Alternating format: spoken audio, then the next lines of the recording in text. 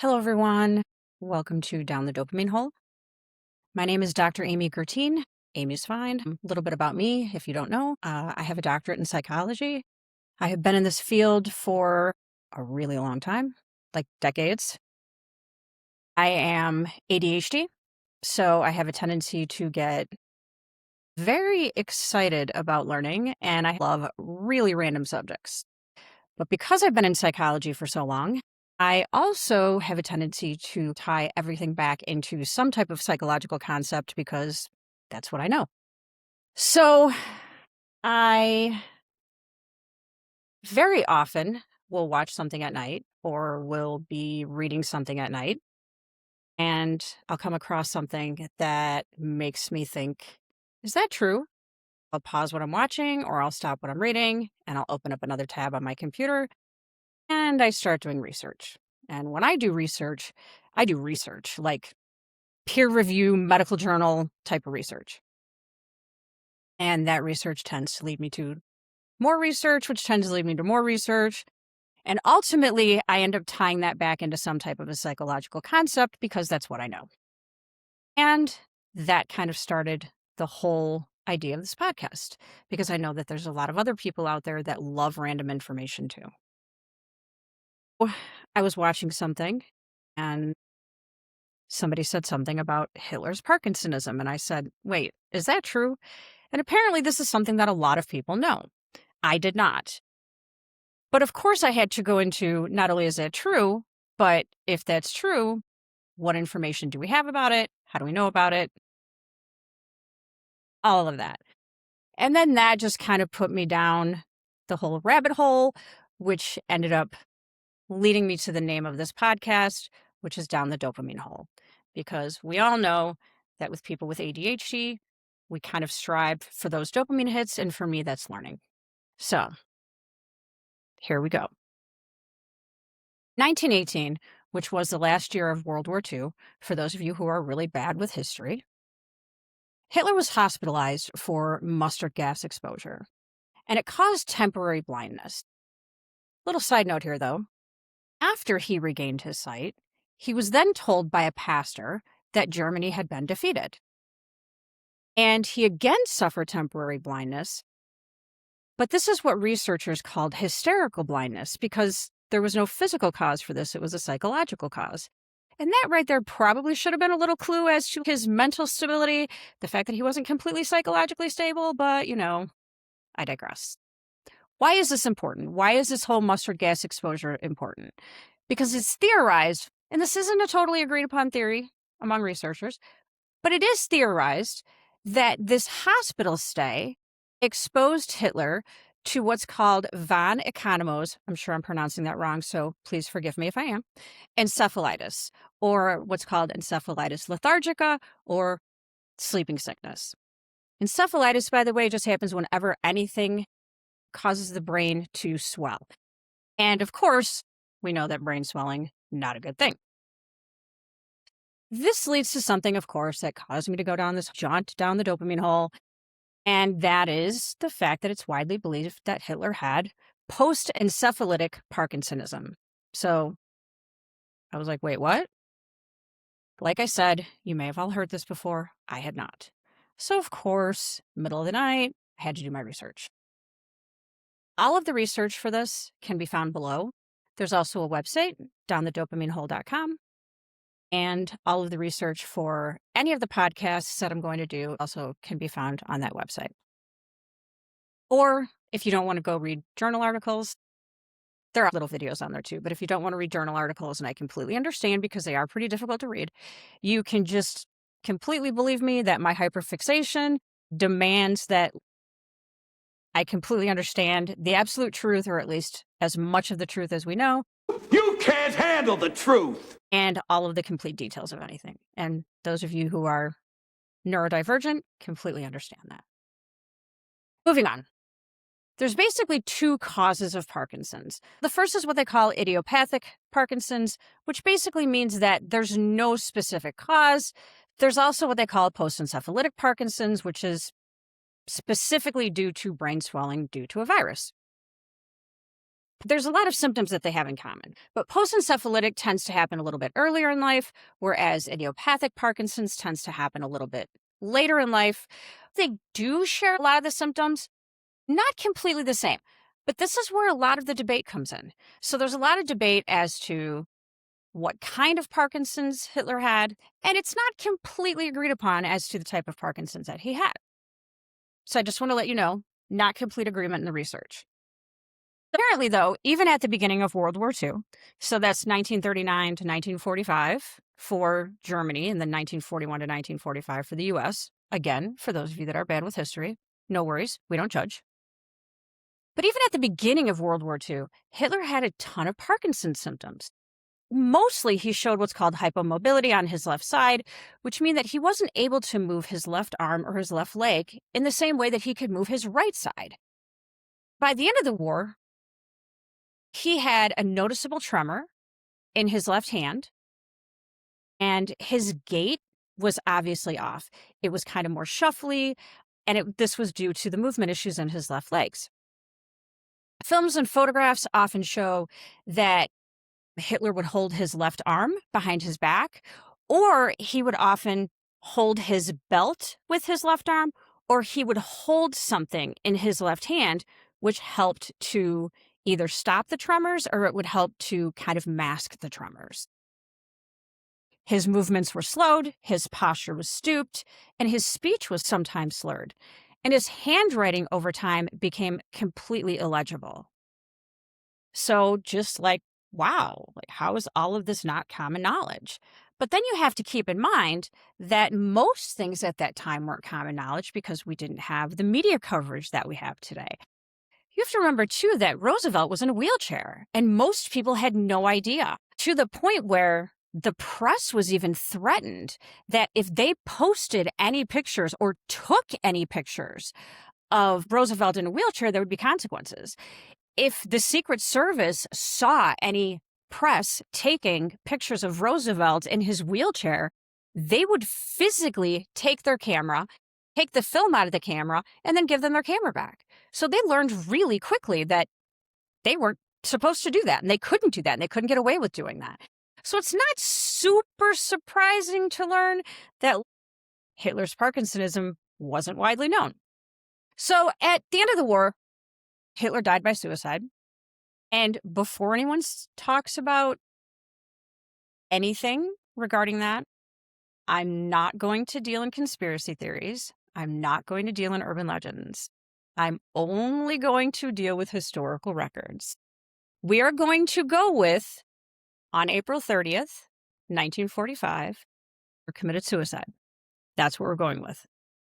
Research specifically talked about having no evidence that showed that Hitler had any type of affliction that affected his cognitive abilities or his mental health.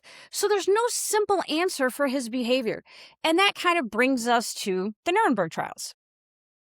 The Nuremberg Trials were a series of 13 trials that were held from 1945 to 1949, and they were held in Nuremberg, Germany. The reason for this, and I'm going to get to this in just a little bit, is because this was the place where a lot of the propaganda started prior to World War II. And the Allies wanted these trials held in Nuremberg to show the absolute complete destruction of Nazi Germany. Honestly, that was a really nice symbolism on the Allies' part.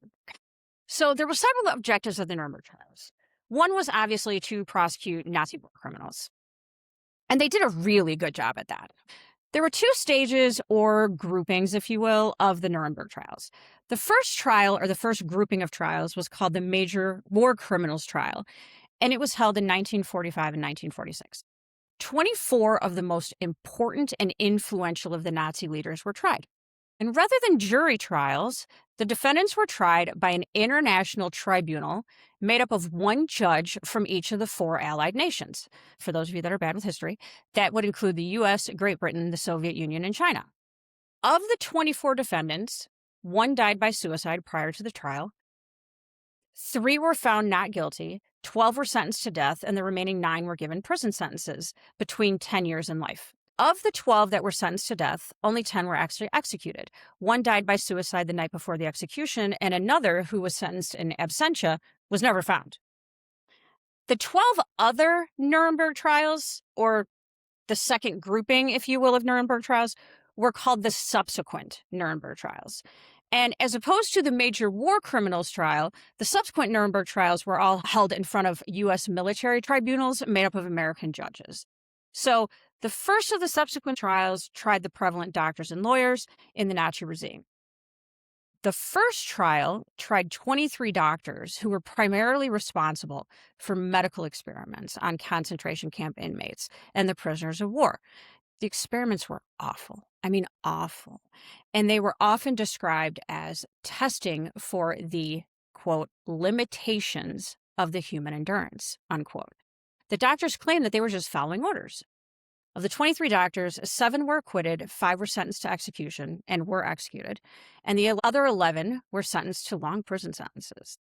The most important thing that came out of this specific trial was that the defense of "I was just following orders" is not a defense that can be used in a court of law for a soldier's actions, and that still stands to this day. So each military personnel is responsible for his or her actions regardless of orders. This was determined during the Nuremberg trials. Another important thing to come out of this part of the trial, that 10 standards were set in order for medical experiments to be performed safely and ethically. And this became important for medical experiments around the world. Super important to basically ensure that the unethical things that were done in the concentration camps can no longer be done in medical experiments. The second part of Trial 1 dealt with the Nazi lawyers and the judges. And this is where things get a little dicey. It's difficult to find accurate numbers on this, as everything I read seems to give different statistics. And I read a lot. I've read that anywhere from 10 to 16 leading judicial officials were prosecuted for crimes against humanity by distorting the legal process in order to support and justify Hitler's actions. Basically, they just made up new laws that said, yep, you can totally do this, Hitler, it's fine. The main defense for this part of trial was that the U.S. military tribunal was trying to impose ex post facto law, or law after the fact. Basically, they were saying, well, these international laws didn't exist. Now you're trying to say that what we did was wrong. However, unlike national law, international law is an evolving process, and it relies more on universal principles of justice and fair play. No one was convicted without proof that he, and I quote from the trial, knew or should have known in matters of international concern that he was guilty of participating in a nationally organized system of justice and persecution shocking to the moral sense of mankind. Basically, you knew you were doing something really bad, so don't try to throw some legal BS defense to justify it now. In terms of sentences versus acquittals, again, I get conflicting results. From what I can gather, about 30 to 40% were acquitted, and the rest were sentenced to prison terms, but none of them were life sentences. Kind of light sentences in comparison to being like, hey, it's all good. At the time, we're going to totally say that this was legal. All right. The remaining subsequent Nuremberg trials dealt with administrators and executioners, the industrialists who confiscated property, used slave labor, and supplied the army with resources, the generals, the ministers, and the diplomats. And to the best of my knowledge, based on what I could find, there were around 185 total Nazi defendants in the subsequent trials. 142 were found guilty, leaving 43 to be found not guilty, for those of you who are bad at math. The only death sentences were given to the administrators and the executioners. 4 death sentences were given to those responsible for constructing and administrating the concentration camps. 14 others were sentenced to death for executing over 1 million Jews, gypsies, and others as part of the final solution. No other death sentences were given in the subsequent trials. Unfortunately, in the early 50s, which was within just a few years of those that were found guilty going to prison, many were granted clemency. There were multiple reasons for this. Some were due to appeals. Some were due to new people in the U.S. being put in charge of committees to review the sentences. And they determined either to reduce the prison sentences or to grant clemency. Another interesting part was that due to the Cold War, which began right after the war, the U.S. wanted a strong West Germany since East Germany was communistic and allied with the Soviet Union, who became the main threat to the U.S. So by 1958, almost all imprisoned Nazi war criminals were granted clemency and released. 1958. This was like 10 years after the trials were done. 10 years after the war, in which a country killed 12 million people, those who were found guilty of war crimes were granted clemency and released from prison. Another objective of the Nuremberg trials was to understand why. Why did Hitler do what he did? Why did people follow the orders of a man who asked them to hate? Why did people engage in horrific behaviors that caused massive suffering to other human beings? Why did people think that what they were doing was right? One thing that was discussed in the Nuremberg trials was racial law. The Nuremberg Race Laws were a set of beliefs about what made someone of the Jewish versus the Aryan race. Remember the propaganda that I said began in Nuremberg, Germany? Yeah, this is what I was talking about. This is why the trials were held in Nuremberg. Symbolism. Hitler and his followers created the Nuremberg Race Laws prior to World War II. And it basically stipulated who was of the Jewish race. It stated that if someone had 3 or 4 grandparents that were Jewish, then you were of the Jewish race. If you had no grandparents that were Jewish, then you were considered Aryan. If you had 1 or 2 grandparents that were Jewish, then you were considered mixed breed, and those people would be judged on a case-by-case basis. But we all know how judging potential Jewish people turned out, don't we? So in the Nuremberg trials, the argument of race law was attempted as a defense, but it was dismissed because there's no scientific way to measure distinctness in the blood to determine someone's grandparentage. Yes, I know I totally made that word up, but it should exist. There's still no way to determine race through a blood test. One of the things the Nuremberg trials discussed is the fact that race is a social construct. It's not a physical construct. We try to use it like it is. In the US, for example, we tend to focus on skin color. Hitler tried to focus on religious heritage and treat it like a race. In reality, humans pretty much all have the same DNA, and variances are so minor as to be insignificant. Blood tests can determine ancestral heritage, genetic markers, maternal and paternal ancestral migration routes, and health predispositions, which tend to be more common in certain groups. For example, sickle cell anemia is more common in African Americans and Tay-Sachs in Ashkenazi Jewish population. But blood tests still can't determine race because race is not a physical trait. If you were of Mexican birth or ancestry in the United States in 1929, you were considered white. Then, the 1930 census changed that to non-white to limit immigration. Later, when the U.S. needed to increase its labor force during World War II, these people were switched back to white. And what it took to be black once varied so wildly throughout the country, from 1/4 to 1/16 to the infamous 1 drop of African ancestry, that people could actually change races just by crossing state lines. Many people feel their racial identity is very clear and very permanent, but the fact that some people have changed theirs and that no one can really argue with them shows how shaky the very idea of race is. This is all because there isn't a race chromosome in our DNA that people can point to. It simply doesn't exist. Race as a concept only began to be used in the late 1700s, and it was used to distinguish between superior and inferior people. Sound familiar? We still do that. Historically, it's a really new concept. I mean, we're talking like, 200 years? 220 years?